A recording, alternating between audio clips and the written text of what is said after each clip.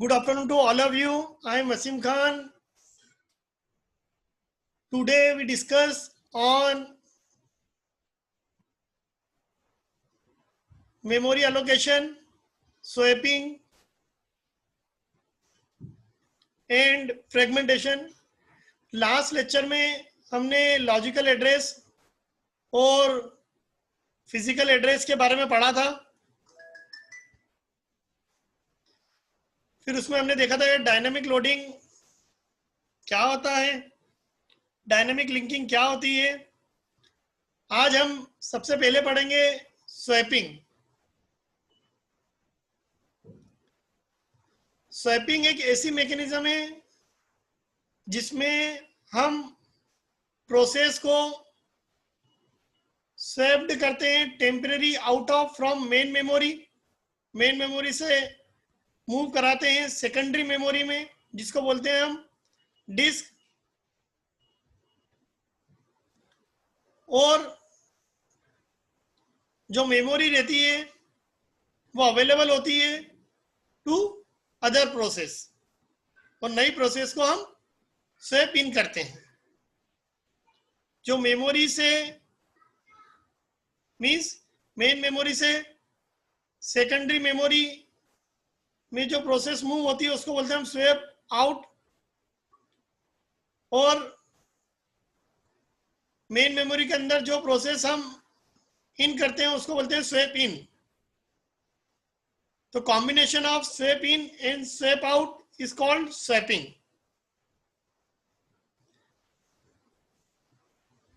जो स्वैपिंग करते हैं वो क्यों करते हैं ये अभी हमें समझ में आएगा। जो भी हमारा सिस्टम है swaps back the process from the secondary storage to the main memory is called swap in. जो हमारा परफॉर्मेंस होता है वो अफेक्ट होता है स्वैपिंग प्रोसेस से, लेकिन ये हेल्प करती है रन करने में मल्टीपल और बिग प्रोसेस को इन पैरेलल, जिसकी वजह से स्वैपिंग को हम as a technique for memory compaction भी कहते हैं।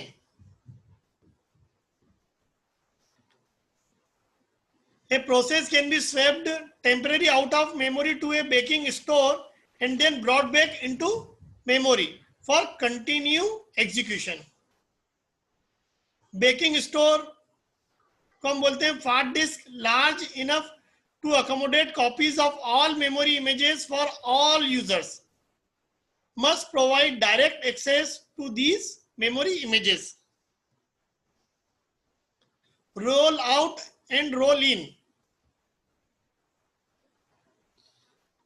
जो हमारी स्वैपिंग होती है वो प्रायोरिटी बेस्ड शेड्यूलिंग एल्गोरिथम भी यूज करती है। लोअर प्रायोरिटी की जो प्रोसेस रहती है उसको हम मेन मेमोरी से स्वैप आउट कर देते हैं, और हायर प्रायोरिटी की प्रोसेस को हम मेन मेमोरी में लोड करके एग्जीक्यूट कर देते हैं, जिसको बोलते हैं roll out and roll in. Major part जो रहता है स्वैपिंग में वो रहता है स्वैप टाइम, जिसको हम बोलते हैं transfer time. Total transfer time directly proportional होता है अमाउंट ऑफ मेमोरी स्वैप्ड के।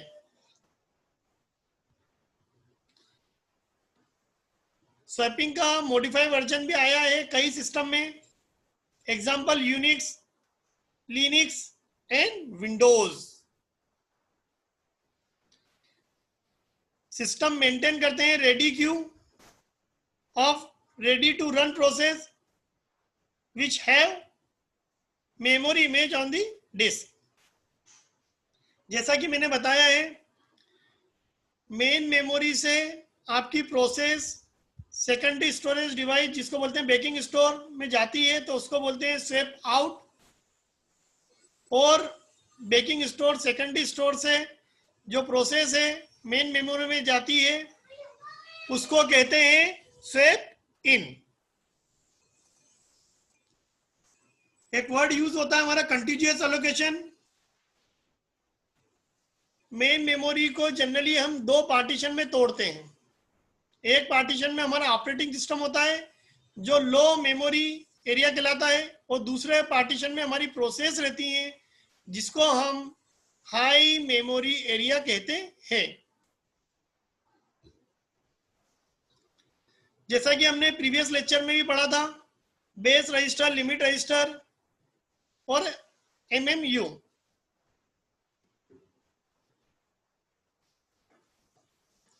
तो रीलोकेशन रजिस्टर यूज करता है protect user process from each other, और चेंज करता है operating system code and data को। बेस रजिस्टर के अंदर कौन सी वैल्यू होती है, जैसे कि मैंने बताया था, स्टार्टिंग एड्रेस रहता था हमारी प्रोसेस का जिसको हम बोलते हैं value of smallest physical address. Limit register में रेंज ऑफ लॉजिकल एड्रेस, जिसमें मैंने आपको पहले बताया था साइज ऑफ द प्रोसेस। और जो हमारा एमएमयू है मैप करता है हमारे लॉजिकल एड्रेस को डायनेमिकली, जिसको बोलते हैं रन टाइम। ये आप देख सकते हैं जो हमारा सीपीयू जनरेट करता था एड्रेस वो कहलाता था लॉजिकल एड्रेस। अगर लॉजिकल एड्रेस बेस एड्रेस से बड़ा है तो यह से उसके अंदर हमारा लिमिट ऐड हो जाएगा, जिससे हमें फिजिकल एड्रेस मिलेगा जिसको बोलेंगे हम मेन मेमोरी का एड्रेस। कंटीन्यूअस एलोकेशन में मल्टीपल पार्टीशन होते हैं या मल्टीपल पार्टीशन एलोकेशन होते हैं मेमोरी में। जो होल होते हैं जिसको हम कहते हैं ब्लॉक ऑफ अवेलेबल मेमोरी। जो हमारे होल होते हैं वो वेरिएबल साइज के होते हैं और स्कैटर्ड होते हैं थ्रू आउट दी मेमोरी। जब प्रोसेस आती है वो अलोकेट होती है मेमोरी में from a hole large enough to accommodate it. Operating system maintain करता है इंफॉर्मेशन अलोकेशन पार्टीशन और फ्री पार्टीशन। जब हम ऑपरेटिंग सिस्टम में कंटीन्यूअस एलोकेशन की बात करते हैं तो जो हमारे फ्री पार्टीशन होते हैं उनको हम होल कहते हैं। जो भी हमारा फ्री पार्टीशन कहलाएगा होल, जिसमें जाने की जगह होती है। डायनेमिक स्टोरेज एलोकेशन प्रॉब्लम होती है जिसको हम सेटिस्फाई करते हैं। कैसे आप देखेंगे कि how to satisfy a request of size n, कि हमारी जो रिक्वेस्ट है वो आई है और हमारे पास एन नंबर ऑफ लिस्ट है फ्री होल की, फ्री पार्टीशन की। तो तीन तरीके होते हैं डायनामिक स्टोरेज एलोकेशन के, रन टाइम पर एलोकेशन करने के। पहला होता है फर्स्ट फिट, जिसमें हमारी मेमोरी में जो भी पहला फ्री पार्टीशन मिलेगा जो कि उस प्रोसेस के लिए इनफ है उसको एलोकेट करते हैं, तो वो कहलाता है first fit. Allocate the first hole that is big enough. इसको मैं डायग्राम के थ्रू भी एक्सप्लेन करता हूं। बेस फिट में हम देखते हैं कि जो हमारी मेमोरी है उसमें जो भी सबसे छोटा फ्री पार्टीशन है जो कि प्रोसेस की रिक्वेस्ट को सेटिस्फाई करता है, तो उसको हम अलोकेट करते हैं। Allocate the smallest hole that is big enough, must search entire list unless ordered by size। ये प्रोड्यूस करता है smallest left over free partition. Worst fit में क्या होता है, अलोकेट करते हैं लार्जेस्ट होल और इंटायर लिस्ट को सर्च करते हैं और ये प्रोड्यूस करता है largest free partition for current process. अगर हम तीनों में कंपेयर करते हैं तो फर्स्ट फिट और best fit better than worst fit in terms of speed and storage utilization. इसको डायग्राम के थ्रू हम देखते हैं, बिल्कुल क्लियर होगा ये कॉन्सेप्ट। अब हमारी जो मेमोरी है हमने उसके फिक्स्ड साइज के या कह सकते हैं वेरिएबल साइज के पार्टीशन कर दिए हैं। पहले से हमने मेमोरी के पार्टीशन फिक्स कर दिए जो कि वेरिएबल साइज के हैं। अब हमने फर्स्ट फिट जो डायनामिक मेमोरी एलोकेशन है उस स्कीम को यूज करा और ये हमारी मेमोरी है। तो सबसे पहली प्रोसेस हमारी P1 है जिसका साइज है 357। अब ये पूरी इंटायर लिस्ट को सर्च करेगा नहीं, फर्स्ट फिट में ये इंटायर लिस्ट को सर्च नहीं करेगा। इसने देखा P1 प्रोसेस के लिए 200 की जो स्पेस है वो पर्याप्त नहीं है, इनफ नहीं है, तो ये उसको अलॉट नहीं कर पाएगा फर्स्ट फिट में। अब देखा 357 है और यहाँ पर 400 है, तो पहला ही फ्री पार्टीशन, पहला ही होल मिल गया इसे। तो जैसे ही ये होल मिलेगा फर्स्ट फिट में तो फ्री 57 अलॉट हो जाएगा 400। 357 प्रोसेस को 400 जो मेमोरी का अलोकेशन है वो अलॉट हो जाएगा। ओके, अब P2 प्रोसेस आई भैया। अब P2 प्रोसेस देखेगी पहला पार्ट फ्री पार्टीशन, तो उसने देखा यहां पर कौन सा मिल रहा है उसको 600, 210 600 में आ जाएगा, पहला पार्टीशन मिल गया उसे फ्री होल, तो अलॉट हो जाएगा। अभी अपन फर्स्ट फिट की बात कर रहे हैं। P3 आई भैया 468 KB या MB देख लीजिए आप, इसको पहला पार्टीशन मिल गया 500 का, ये अलॉट हो जाएगा। यहाँ पर हमने देखा 390 वेस्ट हो रहा है, यहाँ पर कितना वेस्ट हो रहा है आप देखेंगे बिल्कुल 32, और पहले उसमें 43 वेस्ट हो रहा था। अब P4 प्रोसेस आई, अब उसने देखा हमारे पास 300 का एक फ्री पार्टीशन है, एक 250 का है, लेकिन दोनों ही पार्टीशन 491, इसको हम KB भी ले लें या MB ले लें, इस रिक्वेस्ट को सेटिस्फाई नहीं कर पा रहे हैं। तो फर्स्ट फिट में हमने देखा एक तो इंटरनल फ्रेगमेंटेशन की भी प्रॉब्लम आ रही है कि हमारा इंटरनली अमाउंट वेस्ट हो रहा है मेमोरी का, और दूसरा हमारी एक और समस्या आ रही है एक्सटर्नल फ्रेगमेंटेशन की, क्या अलग अलग जगहों पर हमारे पास फ्री मेमोरी अवेलेबल है लेकिन कंटिन्यूअस वे में नहीं है, जो कि रिक्वेस्ट को सेटिस्फाई नहीं कर रही है। तो फर्स्ट फिट में तो इंटरनल और एक्सटर्नल दोनों समस्याएं आ रही हैं, देखेंगे आप। इसके बाद सेकंड मेथड है बेस फिट। अब हम देखते हैं बेस फिट में क्या होता है। जो भी पहली प्रोसेस है P1, जैसे 357 KB में ले लीजिए या MB में, अब ये पूरी इंटायर लिस्ट को सर्च करेगा कि इसके लिए कौन सा फ्री पार्टीशन बेस्ड है, तो ये देखेगा 400, तो P1 को मिला 357, P1 को मिला 400 का ब्लॉक 357 के लिए। P2 के लिए देखा हमने तो 210 देखेंगे, तो इसके लिए कौन सा फ्री पार्टीशन बेस्ड है ये देखेंगे। तो पूरी इंटायर लिस्ट को सर्च करा तो देखा 250 का जो ब्लॉक है free partition whole P2 process के लिए बेस्ड है, तो वो अलॉट हो जाएगा। सिमिलरली P3 के लिए सर्च करा 468 के लिए, तो 500 का अलॉट हो जाएगा। P4 के लिए सर्च करा तो 600 का ब्लॉक इसको अवेलेबल हो जाएगा। तो बेस फिट में हमने देखा चारों प्रोसेस को एक एग्जैक्ट फ्री पार्टीशन मिले। इसमें हमने देखा कि एक्सटर्नल फ्रेगमेंटेशन की समस्या कम हो गई है, इंटरनल फ्रेगमेंटेशन की भी समस्या काफी हद तक कम हो गई है, बनी हुई है लेकिन कम हो गई है। वर्स्ट फिट में हमने देखा कि जो P1 प्रोसेस है वो पूरी इंटायर लिस्ट में सर्च करेगी सबसे बड़ा फ्री पार्टीशन, सबसे बड़ा होल, तो P1 को कौन सा मिल जाएगा 600 का, ये आप देख सकते हैं। P2 में देखा, P2 के लिए सर्च करा सबसे बड़ा होल, तो 500 मिल गया।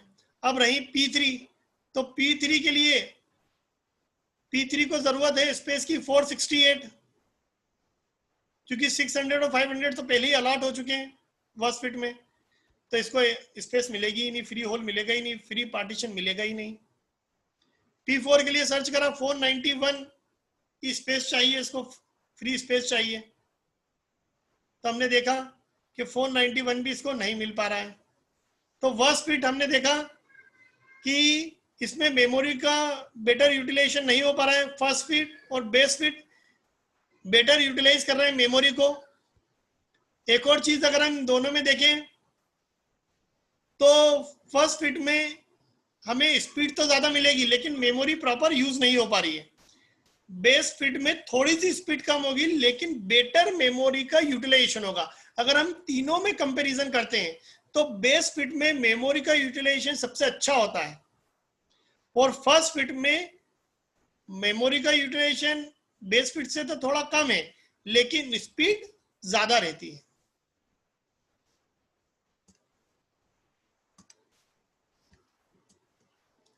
इसके बाद फ्रेगमेंटेशन आता है। तो फ्रेगमेंटेशन क्या होता है? As process are loaded and remove from memory, process को मेमोरी में लोड करना और मेमोरी से रिमूव करना, और जो फ्री स्पेस है मेमोरी की उसको हम स्मॉल चंक्स में, लिटिल पीसेस में डिवाइड कर देते हैं। तो फ्रेगमेंटेशन एक ऐसी मैकेनिज्म है जिसमें हम हमारी मेमोरी की फ्री स्पेस को छोटे छोटे टुकड़ों में डिवाइड करते हैं। It happens after sometimes that processes cannot be allocated to memory blocks, considering their small size and memory blocks remains unused. This problem is known as fragmentation. तो आज के लेक्चर में सिर्फ मैं फ्रेगमेंटेशन क्या होता है यही बताऊंगा। इसके नेक्स्ट लेक्चर में इसके टाइप्स बताऊंगा। तो फ्रेगमेंटेशन एक प्रॉब्लम है, फ्रेगमेंटेशन एक समस्या है, एक ऐसी समस्या है जिसमें हम हमारी जो पूरी फ्री स्पेस है मेमोरी की उसको डिवाइड करते हैं छोटे छोटे टुकड़ों में, छोटी छोटी फ्री स्पेस में, और उन फ्री स्पेस में हम प्रोसेस को लोड करते हैं और रिमूव करते हैं। तो फ्रेगमेंटेशन एक प्रॉब्लम है in memory allocation. Memory allocation में फ्रेगमेंटेशन एक प्रॉब्लम है जिसमें हम हमारी लार्ज फ्री मेमोरी को छोटे छोटे टुकड़ों में डिवाइड करते हैं। ये जैसा कि डायग्राम में दिख रहा है कि ये जो पोर्शन है ये मेमोरी स्पेस है और ये जो पोर्शन है सब मेमोरी को हमने छोटे छोटे टुकड़ों में डिवाइड करा है। फ्री स्पेस को हमने छोटे छोटे टुकड़ों में डिवाइड करा था। जब हमने डिवाइड करा तो ये जो कलर बता रहा है अलोकेटेड मेमोरी, मतलब ये प्रोसेस को अलॉट हो चुका है पोर्शन, ये पांचों पोर्शन। और ये जो कलर बता रहा है आप देख सकते हैं, मैंने एरो से इसको बिल्कुल समझाने की कोशिश करी है, अनयूज्ड स्पेस है, वेस्ट मेमोरी है। तो ये बहुत इंपॉर्टेंट कॉन्सेप्ट है कि फ्रेगमेंटेशन क्या होता है। तो एक मैकेनिज्म है जिसमें हम हमारी फ्री मेमोरी की स्पेस को छोटे छोटे टुकड़ों में डिवाइड करते हैं और उन छोटी छोटी फ्री स्पेस में हम हमारी प्रोसेस को लोड करते हैं और रिमूव करते हैं। लेकिन इसमें हमारी मेमोरी जब हम लोड और रिमूव करते हैं मेमोरी में प्रोसेस को तो कुछ समस्याएं आती हैं जिसको हमने दो पार्ट्स में डिवाइड करा है फ्रेगमेंटेशन को, इंटरनल फ्रेगमेंटेशन की प्रॉब्लम और एक्सटर्नल फ्रेगमेंटेशन की प्रॉब्लम, जिसको हम नेक्स्ट लेक्चर में कंटिन्यू करेंगे। तो आज का लेक्चर में यही समाप्त करूंगा। Thank you very much.